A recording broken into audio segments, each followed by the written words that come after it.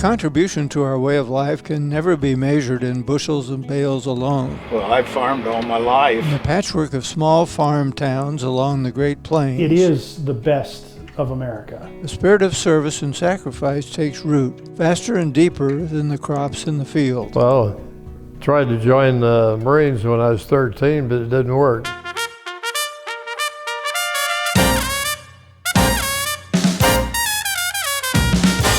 So it should come as no surprise that more than 75 years ago, some of the smallest communities in the Heartland contributed to one of the biggest volunteer efforts of World War II. This is what you can do when you come together for something good. More than 50,000 people from more than 100 small towns, showing what it's like when the Heartland gives from its heart. Everybody wanted to be a part of something even bigger, and this was their chance. Oh, it was something else.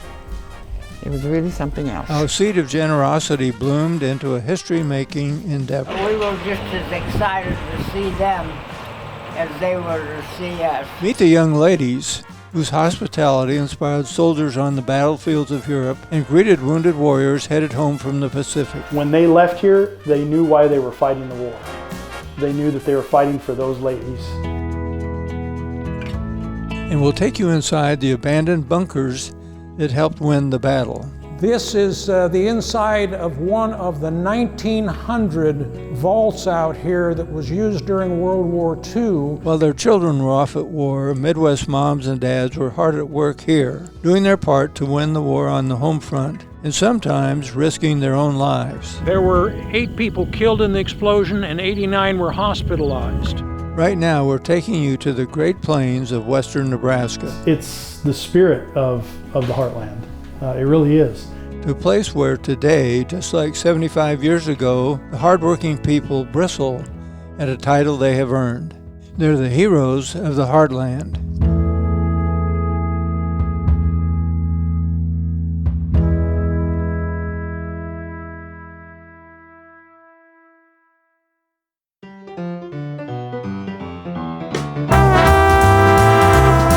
Really all started by mistake. Right here in this small Nebraska town on December 17th, 1941. Japan, like its infamous Axis partners, struck first and declared war afterwards. It was just days after Pearl Harbor, and suddenly the United States was thrust into World War II. A date which will live in infamy. Everyone on the home front wanted to help, including a Nebraska woman who had an idea. She heard some local soldiers would be passing through town on a train headed to Arkansas and then off to war.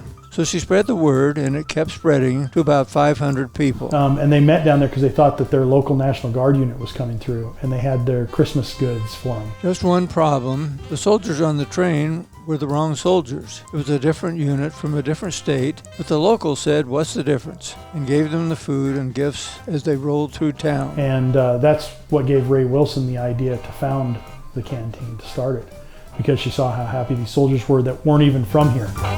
That mishap gave birth to an idea that would change the lives of millions of people. What if townspeople greeted every train that same way? You know, every day there's troop trains coming through. We ought to get some more food. It was going to take a lot of work, so they got to it. Set up a committee, had a meeting 3 days before Christmas. Then on Christmas Day, the North Platte Canteen was officially born. Quite a story. Every soldier and sailor who passed through town from that point on was going to be on the receiving end of some hospitality they never expected. Yeah, I can remember getting off and wondering why we stopped and everything. And the ladies had ice cream, and they had coffee, and they had sandwiches and stuff.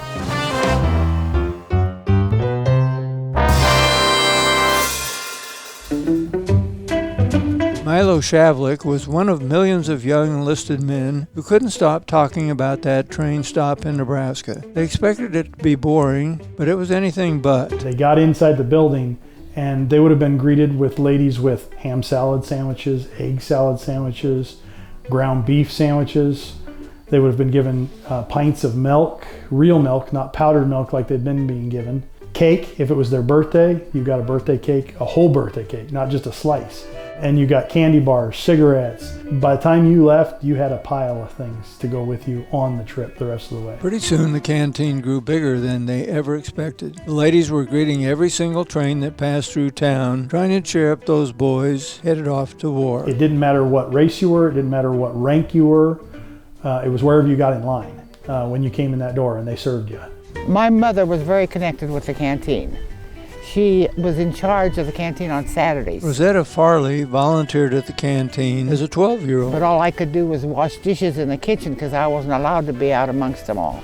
You had to be 16. My older two sisters were both working there. They were platform girls, where you take baskets of fruit and food to the fellas that couldn't get off the train. A photographer snapped a shot of her sister Dorothy, one of those platform girls handing out goods to a sailor on the train platform more than 75 years ago. Well, I was in high school and it was during the war, and they needed a bunch of volunteers at the canteen. She still remembers it like it was yesterday. The boys that didn't want to go into the canteen, we'd give them fruit and cigarettes, candy, and all that kind of stuff. Before long, the canteen project was too big an undertaking for just the ladies of North Platte, so other towns joined in, some driving hundreds of miles just to volunteer. 125 small towns supplying and staffing the canteen, taking food from their own tables to serve total strangers. To come from as far away as 250 or more miles on gas rationing, they still got here to work. Everyone helped, from the farmer to the dairy driver. He brought milk and butter and donated it, and everybody made stuff at home and brought it in. Little did they know at the time, but these communities from Colorado and Nebraska were doing far more than feeding soldiers and sailors. They were giving them a taste of home, cooking from the heart, made by moms and grandmas, whose gesture left a mark months later on the battlefields of World War II. We have letters from lots and lots of veterans that went through. One letter talks about how they were in trenches waiting for the Japanese bonsai attack. And everybody was pretty down, it was the jungle and it was wet. And someone said, hey, you guys remember North Platte Canteen? And everybody was happy for just a little bit talking about it. Finally, more than 4 years later, word came that World War II was finally over, but not for the ladies at the canteen. They decided that they wanted to continue to serve soldiers that were coming back. They knew many of the men returning from war had survived the unthinkable and were in desperate need of a good meal. Soldiers that had been in POW camps in Japan for years were able to come back and be served like human beings again. On April 1st, 1946, after more than 1,500 days in operation, they greeted their final train full of soldiers. The farmers and townspeople of western Nebraska went back to their old ways of life, having etched their place in history. Well, there's no cake in there. But their memories enshrined at the North Platte Historical Museum, where some of the original items from the old canteen are still on display.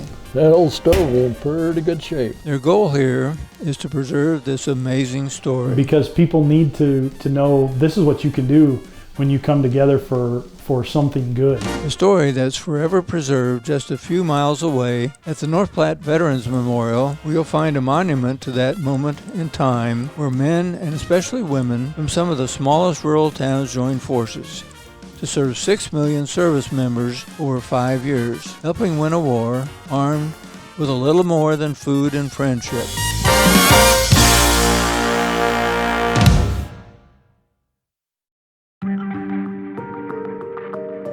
Vaguely cloaked under roofs of grass, you can see them, lined up by the hundreds on the outskirts of town, a rolling landscape of earthen and concrete humps.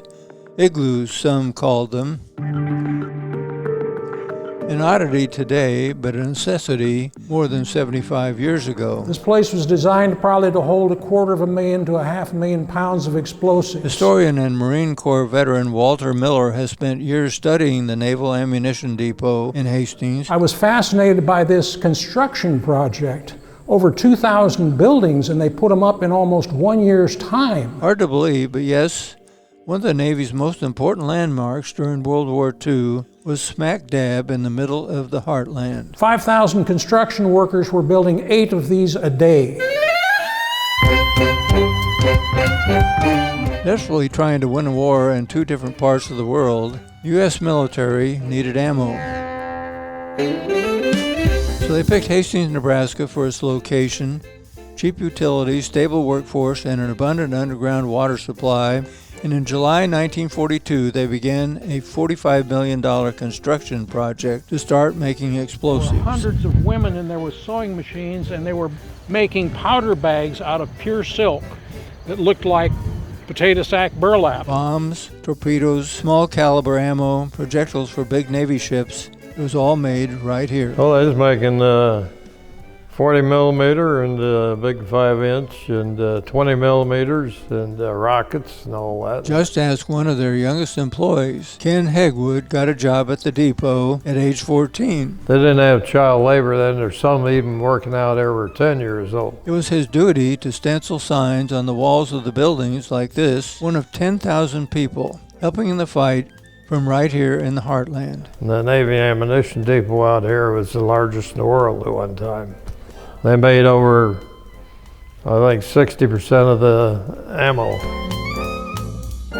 We were galvanized as a nation to do everything that we possibly could to help the war effort. The depot gave locals good paying jobs, about $45 a week, and employed lots of women whose husbands and sons were off fighting the war. Now, after the bombing of Pearl Harbor, suddenly they couldn't find enough people for the job. The depot was just the boost this dusty farm town needed as it scratched its way out of the Depression. But it came with a cost. Yes, there were a lot of new jobs, but they were dangerous, even deadly. On April the 6th, 1944, at 1:20 in the morning, in the bomb and mine area, Building 180 blew up with 100,000 pounds of TNT went off.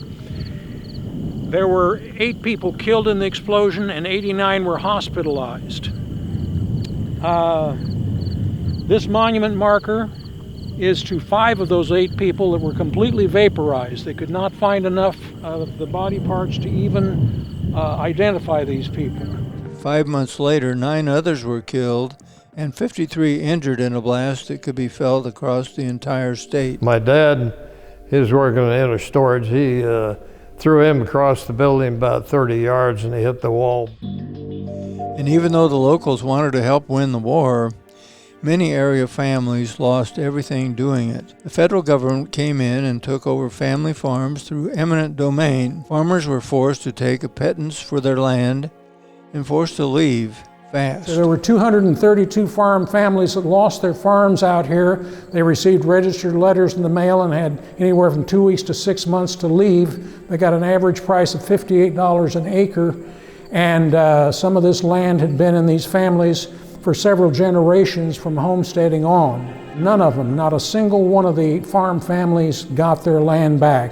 My grandpa Hendricks, he was bitter to the end about it. Lee Sadoff's grandfather lost his farm to the depot. He still has the letters from Uncle Sam telling his grandpa to leave. The undersigned agrees to enter into a stipulation authorizing the court to enter a judgment for the taking of said tract number, I think it's B-31-3. He knows townspeople were united in their bitterness about the government's hostile approach to a point. You know, the people that were losing their farms at that point in time didn't get a lot of sympathy, we'll say, from people in Hastings, because there was a lot of kids from the local area who were killed in World War II.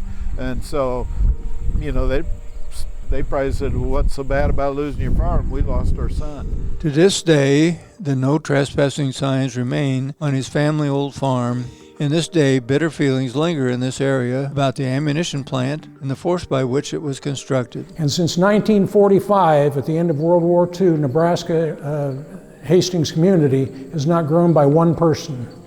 This is a reaction to the wartime trauma of this facility on Hastings, Nebraska. They don't ever again want to be the host to a military operation, big industry, labor unions, and so on. So they have literally stood still as a community in growing for 70 years because of this facility. As for the facility, it is still here, almost all of it. and will be for a long time to come because the concrete is so thick it's almost impossible to break them apart. So all of these original buildings are still sitting here. It's not cost effective to tear them down, and yet we'll never need them like we had to have them back then. So the igloos stand, and cloaked under the Midwest prairie, time capsules from that historic moment when the moms, kids, and others from the Heartland who couldn't fight the war in person contributed in one way they knew how.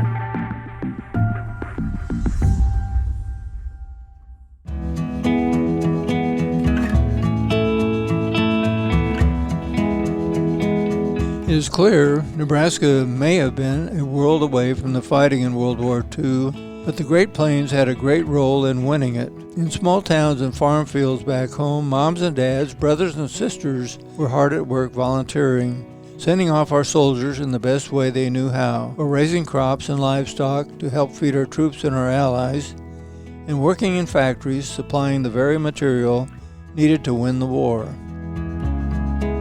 With a spirit of determination and togetherness just as strong today as it was more than 75 years ago, our thanks go to the unsung heroes of the Heartland.